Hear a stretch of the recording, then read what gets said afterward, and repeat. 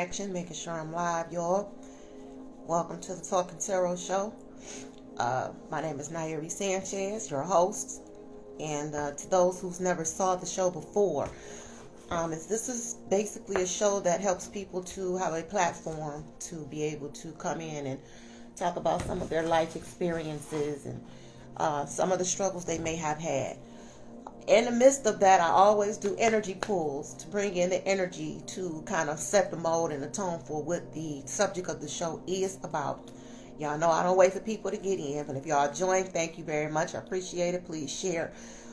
Tune in. I have a guest coming on by the name of Aria, the vocalist, or I think her name is Aria. Hope I'm saying her name right. So I'm going to bring her on, but what I want to do before I bring her on, I want to do a spread and bring in the energy for this particular segment.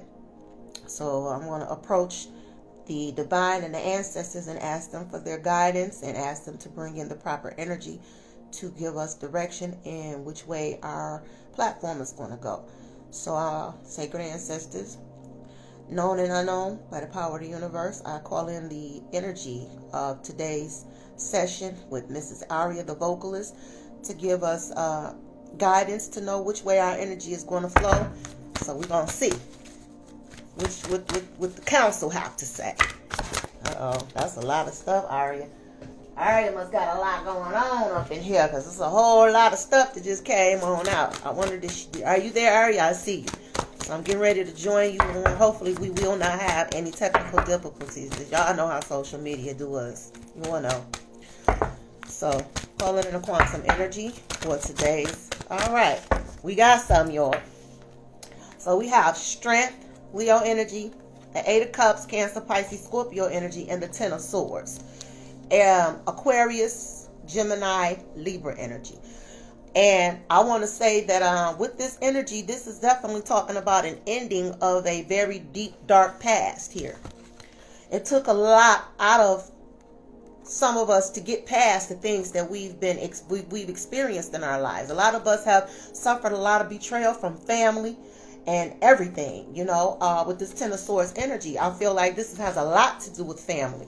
So I'm going to pull Aria, the vocalist, in, and we're going to get this thing popping, y'all. So hopefully there will be no technical difficulties, Aria. So let's see. I hope I'm saying your name right. All right. I just sent the invite. Hopefully. Yay! Oh, here now. All right. And you know what? I'm a Leo. You pulled the strength card. So I'm putting your energy comes in. And first of all, I want to say this is my thank kitty. You for your... Oh, my kitty. My kitty. Perfect. Just want to say hi. She's my little spirit assistance guide.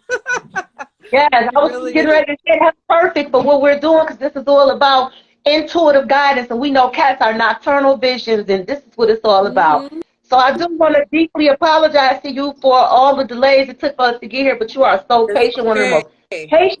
Everything happens when it's meant to. Divine timing. Divine I'm excited to be here with you right now. So anytime. I'm excited to have you. I appreciate you. So your energy is telling me that you've been through a lot of hurt and pain in your past. It was very dark, dense, deep, to the point to where it was even hopeless many a time. You could have even, this is very personal because this is your energy, but there could have been times that you may have even wanted to hurt yourself in this. And it took so much out of you. It was like, it just took so much resilience in you. And now you're at a place to where you can see your resilience. Now you're opening your doors. There are opportunities coming towards you. Your mind is opening. Yeah. You've gained a lot of clarity. And you've been making a lot of cuts. You've realized that you have to cut off things that's just keeping you stuck, that's keeping you stagnant, that's trying to slap limitations on you. You're coming out of that. You're on your way to a lot of success, Miss Aria. Am I saying your name right? Yeah, you are. Thank you. I got right, y'all. Nyereè, is that how you say your name? Nyereè. Nyereè. Okay, I want to make sure I get your name. Okay. Yes. So, Aria, tell us some things about yourself, like where you're from and everything. Okay. Let's get to the nitty-gritty, y'all. Yes, definitely. So I am born and raised California girl, Bay Area. I grew up in Napa Valley. I grew up in Vallejo, 707 area code, where E40's from, So. Right. So I've always been in California. Now my soul and my spirit is very connected to Arizona. So that's a place I've always wanted to live. However, California is where, in this existence I'm in, is where I've been living for the past 37 years. Pretty good sunshine state. So now, it is. well, I want to ask you some questions because I know that you suffer from a lot of, emotional energy here with the Ten of Swords and the Eight of Cups. This is like a lot of depression and stuff like that. I've also have witnessed you kind of touch on it just a little bit on your Facebook page, but this is more than what you've opened up and allow people to know. You're very, very, very sensitive about how you open up and what you allow people to know, because people will and can and have tried to use a lot of this stuff against you in your past. Yeah. So what was your childhood like? Talk about that a little bit. I, as a little girl, the light in me, I always saw inspiration in life. I was, I would play by myself sitting down in the dirt and make little sand castles out of rocks. And I was just always intrigued by life in my own energy, right? But what happened was the adults around me, my other siblings and other people, there was trauma that happened because of outside people. So I'm coming back to being that little girl inside, that with wonder, the sense of wonder I had, the inspiration I had, the knowing there's this connection to all things. I always had that in my heart. So I did grow up with trauma. I did have abuse. There were things that happened that definitely changed, the direction of where that little light was shining so bright, and then it kind of just started to diminish, Yeah. So I have really been working so hard on healing that part of all the parts of my life, like integrating, just becoming whole, and really just not giving a crap about what anybody has to say about it, not caring about, being judged or how whatever it, because I'll be honest with you, the only person that can hold you back in this life is yourself. Other people can help you, and it's tough. It's a tough pill to swallow when things happen to us that are unfair, and we really are. It's not right. Things happen that are horrible, but what we have to do, we are born with this intuitive guidance within. Like, our soul knows us, or we already know who we are. And when we're little, we, even with trauma going on around us, that little person inside knows, like, this is not it. This is not all, That's right. But what happens is, what happened to me through experiencing and witnessing things that were very traumatic, and my mother, her type of codependency she had on men that were really unhealthy. I took a lot of I was very empathic. I am a very empathic person, but growing up with my mom, I was always taking on her pain because I care so much about her, and I didn't want her to hurt, and I saw her hurting. I was almost like trying to parent my own mother, emotionally. So this would be that Ten of Pentacles and this strength here, that you've always had to be the pillar, the strength of things.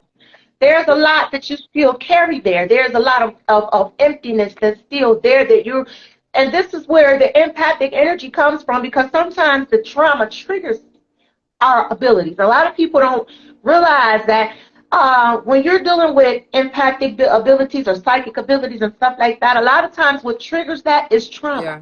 It triggers it because it wakes something up in you. It causes an alertness in you that may be a little paranormal to the normal, of what we consider to be the normal. Yes. And I could see clearly that there was a lot going on, that you carried a lot, and it was painful for you. Mm-hmm. A lot of that pain is still there, but now I feel like you're trying to figure out how to open doors and to take, you're on a journey. Mm-hmm. I feel like you want to go on a path now that is going to help bring other people clarity to the things in their lives, and bring some sort of solace to them about the things that they may be connecting to, that's still allowing them to go on this path of depression and dark places, that's still giving them, you know, triggering things in them that they may not feel they have any control over, they may not even recognize. So I feel like what you're doing is completely positive, and I feel like you're definitely on the right path.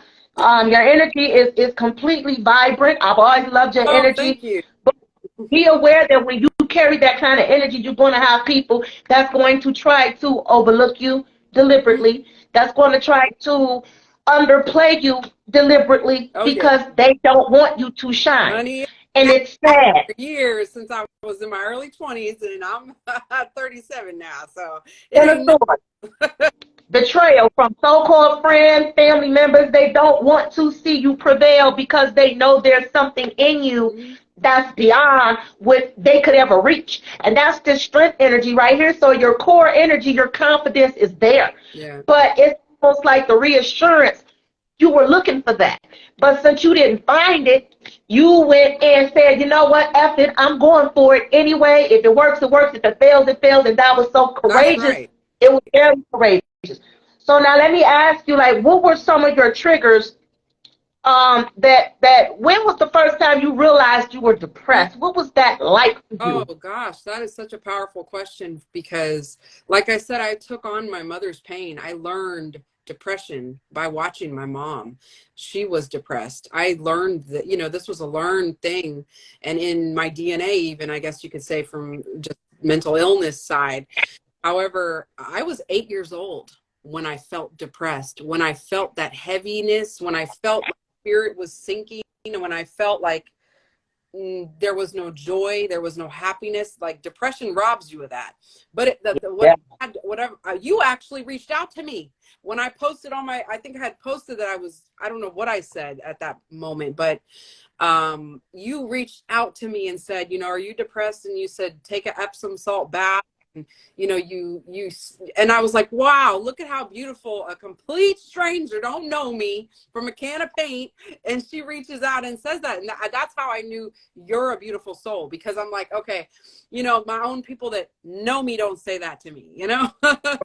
So 8 years old is so sad that at I knew what that felt like. And I have been working so hard to break that in my brain, the addiction to the chemical release of depression, that it is a chemical release. And I don't say something very, very, very important. Did y'all hear what she said? She said that it was an addiction to be attached to this feeling of depression. And you know that's important. And this is why I took so much of an interest in you, because you're fighting the ethers to come out of that. You're fighting the cosmos to come out of that. You're like, listen, I know this is beyond me. Now I got to go higher and reach for something bigger than myself to defeat this. Whatever this thing is over me, I want it out of my life. I want to take this energy and transmute it and turn it into something that I can benefit from and others can as well. That's power. That is when you know you are powerful. What you just said, and a lot of people, and I get clients a lot, because as you know, I am a reader, I'm a medium, and a psychic. And I went through a lot of depression as a survivor myself. That's been depression-free for going on the 3 years now. Wow, that's amazing. I completely know. It's completely a curse. It is an entity.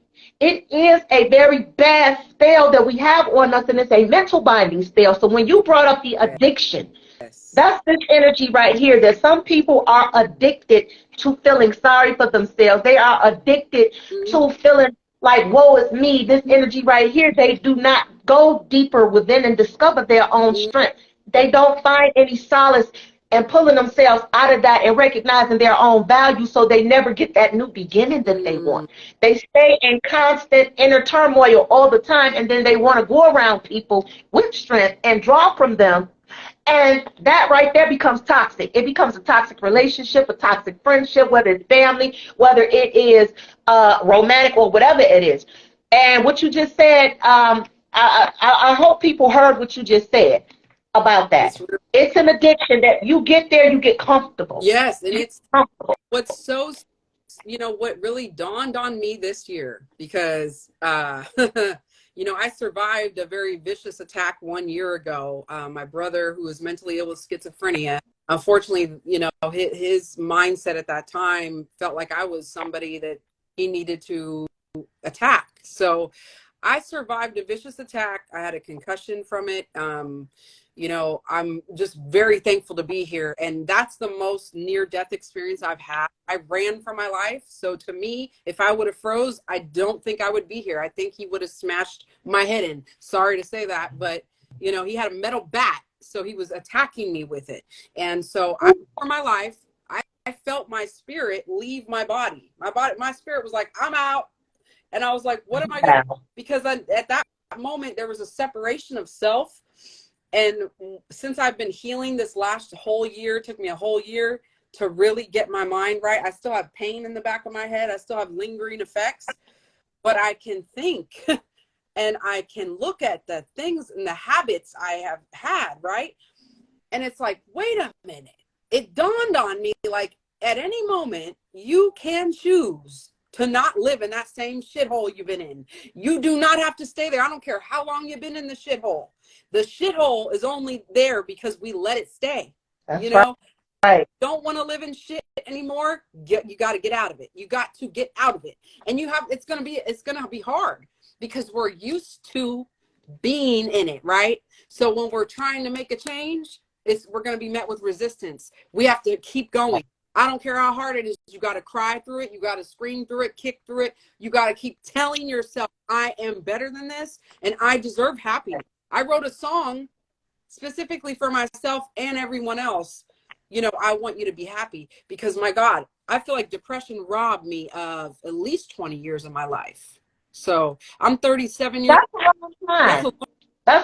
That's an extreme long time. But this right here is saying that now you're ready to move away from this Ten of Swords energy. You're tired of that. You don't want to sit in this misery no more. No. Because at some point it becomes self-inflicted. It is. You don't want to do it anymore. No. So you made a decision to go within and find that strength to take that journey and move towards something that's happy for you. Yeah. And kudos to you for that, because I'm going to tell you something. There are people way older than us, way younger than us, and in our age range that struggle with the battle of letting go of these comfort zones. They resist right here. They resist letting all of that stuff go. They resist moving away from hurtful people, hurtful relationships. They resist it. And it's like, you know, a lot of that with this Ten of Swords are people you've been knowing a long time, mainly family, childhood friends, relationships you've been in for over a period of time. If the love is not there, what do you do? Right. You have to let it go. Right. So now, Aria, how did your depression affect your ability to build relationships or friendships with people or romantic relationships? How did that? Well, a lot of it are built upon attachments and neediness and codependency. And I just realized that so many relationships I've had were built upon a lack of self-love. Like there was just a lack there. And I was trying to fill it with other people. And I was trying to fill it, in some way. I mean, I tried a lot of different things. But at the end of the day, it's like I made a full circle. Because that little girl that sat on the dirt that feels so comfortable with the earth and feels so connected to all things and birds and trees and just enjoys life and is simple. That little girl came back to me and said, you know what? I'm back. We're gonna enjoy life now because that's right. I'm enjoying life.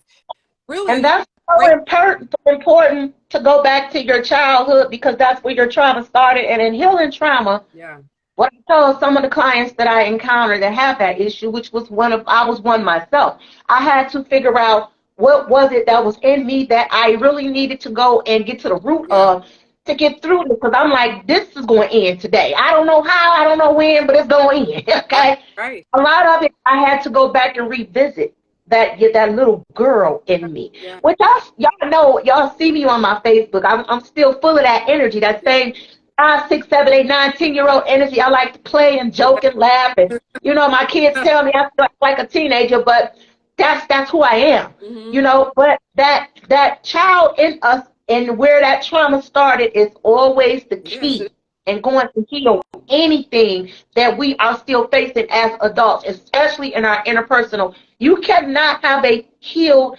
thriving interpersonal relationship until you tackle all of the things that have caused and brought this stuff on.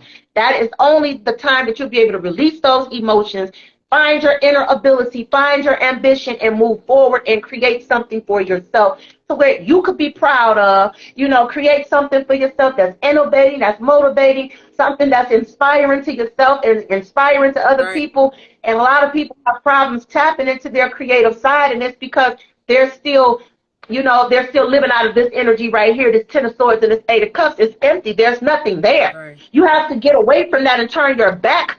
You have to betray your past.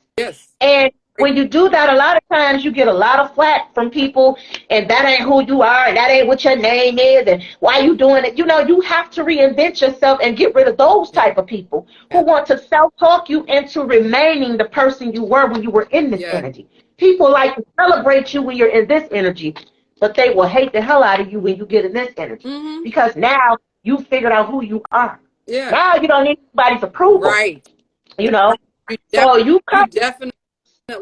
And what I have to do, what I have had to do, what I'm continuing to do is break up. It's like you got to break up with your lower self, your lower vibrational self, that depressed version of yourself, that traumatic, person that dealt with trauma. That you have to say, okay, I acknowledge why we've been this way. I acknowledge the pain, but I'm no longer going to let it hold me back. You know, my higher self, she's leading. My higher self is, God is leading. I'm not leading anymore. That lower self is like, she got to take a back seat.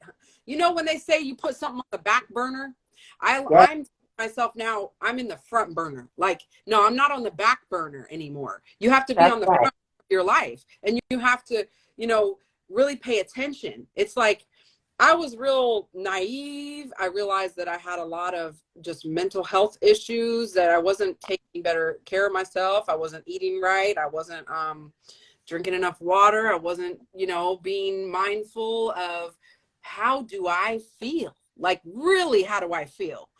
And then, you know, another thing that really helps with healing is just pure self-acceptance. It's like, I don't care how you look. I ain't got no makeup on right now, and I don't put a filter on, because you know why? I'm practicing self-acceptance. Every time I'm on this FaceTime now, every time I'm on social media, if I'm showing my face, I'm like, you know what, Aria, this is you. This is you in this lifetime. This is what you look like, and you are beautiful as you are. We are each our own, you know, individualized expression of God. So I don't look like, you know, this Barbie model. I don't care to. I don't give a damn really about being a bad bitch, you know, like. Oh my goodness. You know, that is such a derogatory thing that people take so much. Our society is very twisted. Let me just say that. We're very twisted. You know, our society has been so influenced by so many things that has taken us out of our natural way of viewing things, that our perception has been completely blackened with so much nonsense that we really think that term is supposed to be something that endears us. No, it beats you down. It says you have no substance as a person, that all you have to offer is your vanity. That's all being a bad bitch is talking about. You know, it talks about that you can go, you got all this money, you can buy all this material stuff, but you're dead as hell on the inside. That's not a compliment, you know. So, you know, and you are very gorgeous. I don't think the Barbie, quote unquote, has anything on you. No. You see, so when you learn, like you said, self-acceptance, but the thing that stood out to me, what you just said, is you said, I had to learn about myself and accept what I was. A lot of people don't want to do this. They don't want to look at that mirror. They're going to see the good, the bad, and the ugly in themselves. And people are they don't like that. Ugly. Like, I see myself. I'm like, okay, you know what? You got this going on. You got this going. I still accept you. I still love you. You know what, Aria? You're doing a good job. I'm telling myself these things now. I've been waiting to hear these things from other people my whole life. I've been waiting for my mom to tell me the right things my whole life. I've been waiting for my sister to be a sister to me. I've been waiting on this person to be this to me. I've been waiting on me for years to just, that little girl sitting in the dirt could care less about anything. Her knowledge, her wisdom of just pure simplicity, like, keep it simple as much as you can. Learn to really look in the mirror at yourself and be proud of how far you've come. Know that this body is temporary, this vessel, these eyes, this hair, this everything. I'm worried more about transmuting all the negative bullshit and making something a legacy, leaving something behind when I'm no longer here. Like, my destiny to fulfill my purpose means more to me than vanity, means more to me than money, means more to me than look, my soul mission. We're not just here to eat, shit, shop, and you know, be distracted by devices and television. No, we all have a purpose here. What is your purpose? That's right. So when you come upon your purpose, none of this shit matters anymore. It's like, hey, your special journey, your individual journey of life, you've been given an assignments, and it's your decision. I think you posted, you posted something like, you make your own. I think I just saw you post something. I can't remember exactly. You choose your own. You choose the character you become. You choose that. And a lot of people think that they got all these excuses of why they're the way that they are. Well, I just, I was with her for this long, and my mama did this, and, my daddy wasn't there, and I was raped when I was a kid. And don't get me wrong, all those traumas are not to be underestimated of the pain that it causes us. But even with that, at some point, you have to look at all those knives that you've collected along the way of your life, and you have to take the initiative to figure out if you're going to pick up your freaking torture stake and say, I don't have to accept that shit, though. It happened to me, but it did, and now I have to take this and turn it into something. What am I going to use it to do? How am I going to use this? So that becomes your character. A lot of people out here, they doing bad stuff or horrible things to people, and getting in these relationships and dogging folks out because they're angry. Who are you mad at? I didn't have anything to do with these swords, but they're walking through life with these swords, and they're wondering why they're not getting any satisfaction. They're not finding love. They can't keep friends. They can't keep, they can't keep jobs. They can't hold down stuff because you have not found that fulfillment in yourself yet. You haven't found that energy, how they call it, the energy. You haven't found that. You haven't found that electricity, that spot, that spark in you. And I want to, you know what? My hat goes off to you because you found your spark. You hear it in your conversation. You hear it in your voice. You hear it in the things that I see it in the things that you've been doing. It's manifesting. Thank you. So last but not least, Aria, you do have a passion to use your voice. Your voice. What was it that attached you to music, and what age were you when you realized this was something that you were passionate about? Oh, wow. I was a little girl and I enjoyed singing. And I remember, in 6th grade, sang in front of my elementary school. I sang an Aria song. Now, Aria was my favorite singer growing up. She really inspired. I was inspired by her first and foremost. She really, really, really inspired me. I was just like, oh my God, I love her. I love her. I love her. I love her. So she was my inspiration, so I sang one of her songs in front of my elementary school. Can I tell you that I had no nervousness at all? I felt so natural. I painted when I was in kindergarten. I still have the picture somewhere. I got to find it. But I painted myself. I remember this. Our teacher wanted us to paint a self-portrait. I painted myself with a microphone singing, in the garden. So those were just a few moments. But what ended up happening was the friends that I was associated with, I would sing to them, and they were like, oh, wow, yeah, you can really sing. Like, kind of like, oh, yeah, they weren't real supportive. I was looking on the outside for people to tell me, you're great. Wow. Even my own mother, I would sing to my mom. She'd never lit up. She never was, inspired to the point where she was like, oh my God, my daughter has an amazing voice. My God, I was looking for this outside approval. So, a lot of us do. It's natural. What's that? It's a natural thing. It's a natural thing for us to want that, that extra, you're doing good from that approval, to where that it helps your confidence. So it's definitely natural. Yeah. So with your singing, you're now finding other ways as well that you can use your voice. Oh, yeah. Tell us about these platforms that you have going on. Yes. Well, I started a page called Your Story Matters, which is for survivors to tell their story.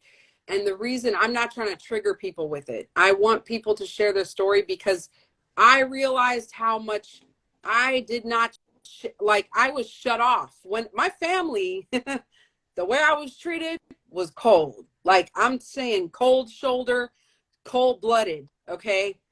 After what happened to me a year ago. And I said, you know what? Like, I'll be damned if I survive that and I bury it.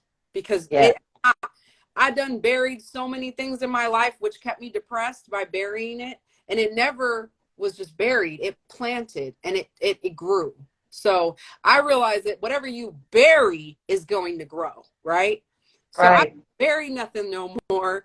I want to share it as a form and transmute it and make it something like a survivor story. Okay, I know I'm not the only one. There's people out here that probably feel invisible. They probably feel like nobody's ever cared to know. So they just shove it down. No, I want to help people that feel they never had the support while they went through it and they survived it, and they still don't have people saying, hey, congratulations on making it out alive. You know, congratulations on still being here, because that is an accomplishment. I mean, all of us, if you can stay alive in life without ending your own life, without dying to drugs, without doing something stupid, you know, and not having that self-love, like, it is to be congratulated to be here. I just really, you have to create that for yourself, because I didn't have the family members I wanted showing me love. So I said, man, you know what's crazy? And my partner who really helped me this whole last year, the only person I could say that was really solid besides one or two other people I would talk to, you know, he suggested it. He said, you need to do something about that. Like, you need to inspire people, and you need to, you know. That's a true friend. That is a true friend, because the people that's in your life, if they're not inspiring you to do something more with yourself, to do something more, they're just sitting around watching you in this low energy, and, you know, they're clapping while you're there. Those are not friends, you know. And it's important for people to understand the significance of the association plays a huge part in whether you succeed in life or whether you're not. That stagnant energy, that's just another form of failure, because nothing just doesn't grow, or it's either you're growing or you're dying. It's one of the two. Stagnant energy is death, because you're not moving at all. You're just comatose. That has never been the thing. And so, Aria, I definitely appreciate you so much, you know, with your music and stuff like that. I congratulate you with that. I've heard you sing. I think you have a gracious, beautiful, angelic voice. I definitely appreciate you coming to share things about your story, you know, to inspire other people and to talk about the platforms that you're also starting, you know. I hope this can actually help draw people to you, draw people to your page, people to your platform. You know, it's so many people that they don't want to see people that have the igniting to do more. It's like people want to do everything they can to put their foot on your neck, or keep their foot on your foot, or you know, throw water on your fire. But I want to encourage everybody that stay motivated and celebrate yourself. If people start coming to you talking about who you think you are, and one time this guy said you need to come off your high horse, I said, no, motherfucker, you need to find you a horse to climb on. No, I'm not coming off nothing. I ain't coming off nothing. I want hard to get on this horse. You on your horse. My horse got places to go. I don't know what you talking about. You know. You know, you know, and the thing is, like, us doing this and creating a support system, a support network, you know, through social media is so important, because you deserve recognition for who you are. I deserve recognition for who I am. We deserve it, you know, especially with what we've been through, and we're still here. We're still going. We're still trucking along. That's, like I said, it is to be congratulated to survive life, and especially with soul missions we have to fulfill. You know, in 2008, I had the opportunity to meet KRS-One, who that's big. I did a song with KRS-One, who's very spiritual, legendary hip hop MC. Obviously, we all should know who he is. You know, at that moment when I met him, I was 23 years old. I was on this soul path and really vibrant and really, you know, really, I was just so inspired by life. And I, you know, my early 20s were really beautiful, and I was learning who I was, and he crossed my path. Let me tell you, my path number is a 6. And when he came into my job where I worked at a homeless youth shelter. He freestyled about the number 6, and I'm like, oh wow, you know. And then I ended up having dreams about that he was my spirit guide in this life. Like, he was one of my guides to lead me along this path. Now, they don't always say, you know, it may not work out how you think, but just the simple fact I did a song with KRS-One, you know, he recognized my light. He told me, the light shines from your head, the crown. Yeah. You know, like Aria, the light is shining from your head. And let me tell you, if he said that, that's huge, but me and him both see it. That's why I take such interest in you, because for you to go through all of the hurt, the pain, the betrayal, the trauma that you went through, and still have the strength to have a smile on your face and the strength to say, hey, I want to give back. I still want to help other people. That is where you should be congratulated, and that is where people should recognize your gift, your power, and your strength. And yes, you deserve it, and don't you ever let nobody else make you feel like you don't, because people will see your light, they will see your strength, they will see your power, and they will want to draw from it and leave you bankrupt, and they will never want to give you any recognition. They will never want to give you any thank yous. They'll do it behind closed doors. But my thing is, hey, you know, don't be a mouse about this. Because if I find somebody in my life that's brought good to me, I'm not going to just come to you, oh, I just want to say thank you. Because if I was doing something bad or doing something horrible, you would want to shout that out. So shout out my goodness too. Right. You know, you know. This is why I crack down on a lot of clientele, because I give my 100%, I give 300% with my clients. So, you know, if I ask you for a review, that costs you nothing. I'm building a business. Right. All businesses need reviews, because how will people know about your service if there's, you know, nobody giving you the giving the future clients any confidence that this can work for them, you know? And so people who refuse to want to, you know, be appreciative of what I got to give, I don't want to service them, you know? And friends, family, and you have to cut those people off. They don't want to see you grow. They don't care, you know? And you would hope for the best for them, and you keep on pushing, because when you have tunnel vision and you see nothing but your mission and where you're going and what you're going to do, I'm telling you, like, that is the most powerful thing. When you finally believe in yourself to the point where you have no doubt in yourself anymore, you are your best friend. You are there for yourself. When you need somebody, you're there. You got your own back. You're not going to leave yourself hanging. You're not going to leave yourself in the dust. You know, I used to abandon myself. My God, you know, to abandon yourself is pretty serious, because you can never really leave yourself. But to abandon yourself is really like a disservice, such a disservice to your soul path. And I had to learn, you know, to come back and say, okay, I learned from those mistakes. I've learned from the things that I did that weren't helping me grow. All you have to do now is the opposite. If all you've done for the last 25 years of your life is the same garbage, the same stuff, guess what? The minute you decide I'm going to do something different, you start doing it every day, and it starts to become a repetitive thing. It's gonna become natural. You're gonna be like, wow, consistency. Now I'm addicted to doing what's good for me. Yes. You know? Everything starts with consistency. And a lot of times when you're working on things bigger than yourself, this right here is about consistency. This is talking about you being grounded, you being solid. You don't have to feel like getting up, but you need to show up. You need to show up still as your best self. It doesn't matter, you know. And when you get that way, you do become addicted to always being happy, always being in a good mood. And people be like, nobody's in a good mood like that. Speak for your damn self. Because I wake up on 600 every day, and I ain't listen. Death is a part of our experience. We know it's going to happen. I'm not beating myself up over that. Because I still have connections there. And we all would if we were to go deeper inside and abandon a lot of these things that we've experienced and a lot of the things we've been taught as a youth, you know. But I want to leave you with an everyday witch oracle. I appreciate you so much coming on. And before we get out of here, is there anything to the public you would like to say that may be suffering from, you know, some sort of depression or things that they've experienced in their life? What would you say to these people? Yes, I would say it is never too late to change the way you live. It is never too late to come up out that depression, honey. I don't care how many years it's robbed of your life. You can choose a different path now. You can lay it to rest. Depression really means deep rest, right?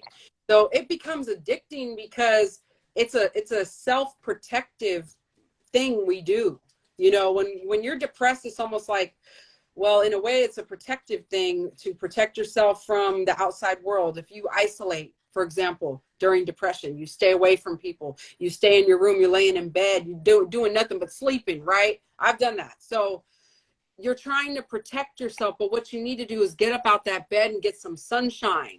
Go drink some water, go drink some fresh juice, put some healthy stuff in your body and in your mind, read some positive words, and speak to yourself in the mirror.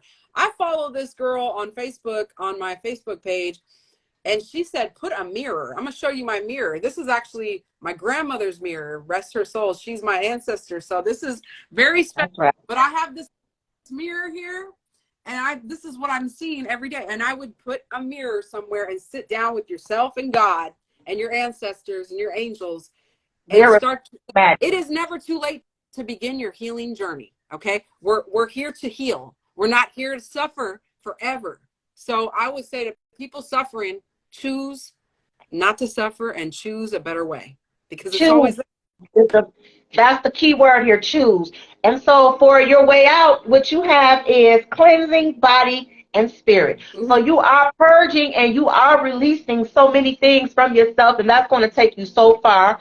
You have meditation, peace, and serenity. You're making peace with your past. You're making peace with who you are. You're accepting things. You already spoke on that, but it's coming out of your energy. And you are in a place now to where you're getting soundness of mind. That soundness of mind is giving you the okay. It's okay to let go and move on with your life and move forward to a better place. It's okay to, you know, talk about your pain. It's okay to let other people know what you've been through. It's okay to let people know when you're hurting. It's okay to let people know when you're happy. You don't have to hide. You don't have to no longer bury any of this. So this is what your energy is saying. And Aria, again, I'm emotional because I'm so happy for you, and whatever I can do to help your platform, we help each other grow. It's an exchange of energy. I appreciate you so much. I definitely want to be able to be a witness of your platform growing and seeing you help other people, and whatever assistance I can be to you, just say the word and let me know. Again, I appreciate you. It took a minute for us to get here because I be, you know, my schedule just be, you know, it gets hectic from time to time. But thank you for even wanting to interview me, and I would love to interview you if you would like to share your story, how you have been able to overcome energy. I would love it. I would love to do that, and we just work with each other. We'll just stay in touch. Are you gonna post this live? Because I would love to share it. Yes. Okay. Well, the live, I'm gonna post snippets of it, but the actual live is gonna go on YouTube, and then I'm gonna post the links to your Facebook pages and your group stuff right up under there and everything. And so this has been such a pleasure. You know, I love you so much. I love your energy. You are a very bright person. You're talented. You're gifted. I shade to you for using your voice in a positive way, for taking your pain and not deciding to go to the slaughterhouse and hurt other people. Instead, you took that pain and you used it as your power to help people. And this is what this is all about. You have found your purpose, and your purpose is your voice. Your talent and your gift. Amongst your music, your singing, you're also using it to start a platform to help other people. Yes. So you have all my support. The ancestors are with you. May the force be with you, which is already with you because it's in you, you know. And I look forward to seeing this grow with you and everything. I receive all that. And I just want to thank you as well, and just to be a mirror and say the same to you, that you are beautiful, you are vibrant, you are funny, you are funny. I love you. I really do. I really like your energy. And when you reached out to me, I knew you are a special soul, because people don't do that. And I want to thank you so much for your courtesy, for your kindness, for those words just to offer to me in that time when I was really struggling.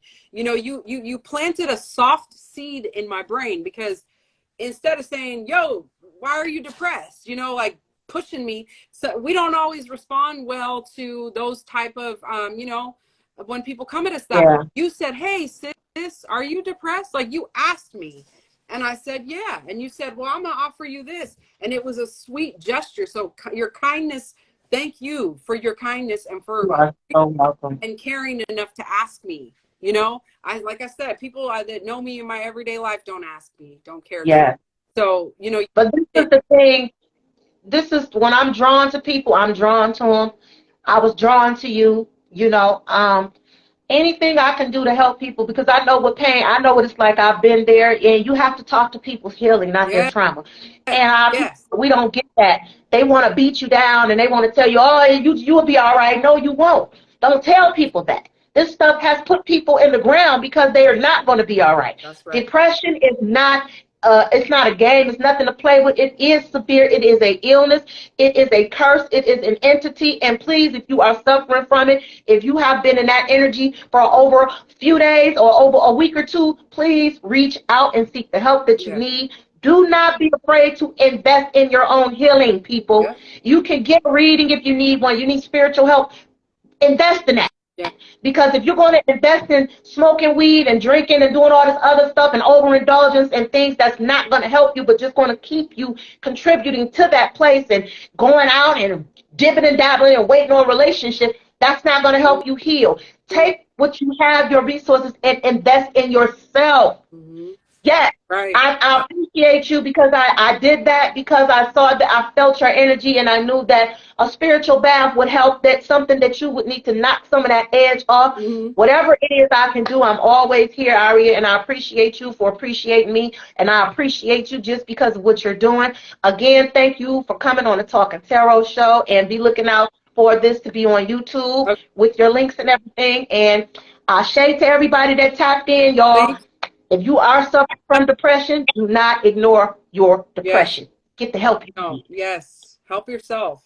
And really, that's what the last thing I would say is, it takes you really wanting to help yourself. If you're tired of it, you really want to change, you can do it at any moment.